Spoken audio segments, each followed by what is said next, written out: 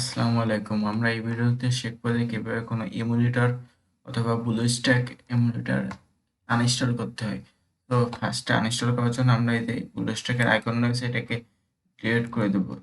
আমরা ভাবি যে এখানটা আনইনস্টল করলে পুরোপুরি আনইনস্টল হয়ে যাবে, রিসাইকেল বিনেতেও সরাই দিলে পুরোপুরি আনইনস্টল হবে, কিন্তু এটা হবে না।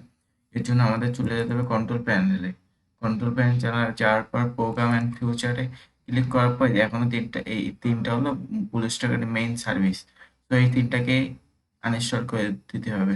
সো আপনারা যে কোনো এমুলেটর অথবা যে কোনো প্রোগ্রাম এখান থেকে আনইনস্টল করতে হবে সব কিছুই। তো আমাদের এই প্রোগ্রামগুলো রয়েছে, আমি ব্লুস্ট্যাক আনইনস্টল করবো। ফার্স্টের জন্য আমি লেফট বাটন ক্লিক করে আনইনস্টলে ক্লিক করবো, দেন ইয়েসে ক্লিক করবো। দেন ওরা বলবে যে তুমি কী কারণে আনইনস্টল করতে চাও। তা আমার ব্ল্যাক স্ক্রিন আসতেছে, আর আমি আমার লো কনফিগারেশন পিসি, এতে গেম আমি খেলতে পারবো না। তবে ওই দারাজ অ্যাপটা চালানোর জন্য এই এমুলেটরটা ডাউনলোড করেছিলাম, তো ঝামেলা হচ্ছে আনইনস্টল করে দিচ্ছি। এখানে কোনো রিজন থাকলে আপনারা লিখতে পারেন, নাও পারেন। সো আমি লিখবো না, আনইনস্টল করে দিচ্ছি। আনইনস্টল, এটা খুব তাড়াতাড়ি আনইনস্টল হয়ে যাবে।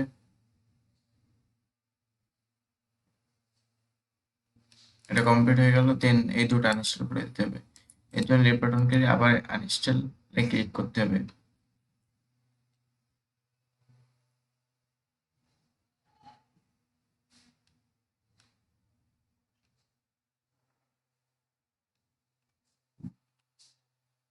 আর আপনাদের যদি এখানে আইকন থাকে তাহলে এটা লেফট বাটন ক্লিক করে আনপিন করে দেবেন, তাহলে আরো ভালো হবে। তখন আর যখন পুরোপুরি আনইনস্টল হয়ে যাবে তখন এটা সাদা দেখাবে, কিন্তু আগে এখানে এখন যদি সরাই দিই তখন আর সাদা দেখাবে না। তো দেন এটা আসে না কেন? আসতেছে।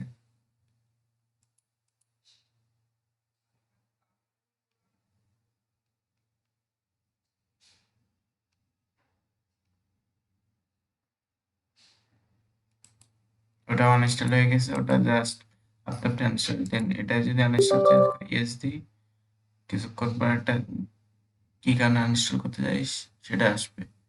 এই যে, সো এটা যে কোনো একটা অপশন, আপনাদের যে কোনো অপশন এটা যেটা ভালো লাগে সেটা পড়ে আপনারা আনইনস্টলে ক্লিক করে দেবেন। এইভাবে আমরা তিনটি সফটওয়্যার ব্লুস্ট্যাকে আনইনস্টল করলাম। এখন আমাদের পুরোপুরি এখানে কোনো ব্লুস্ট্যাকের আর কোনো সফটওয়্যার নেই।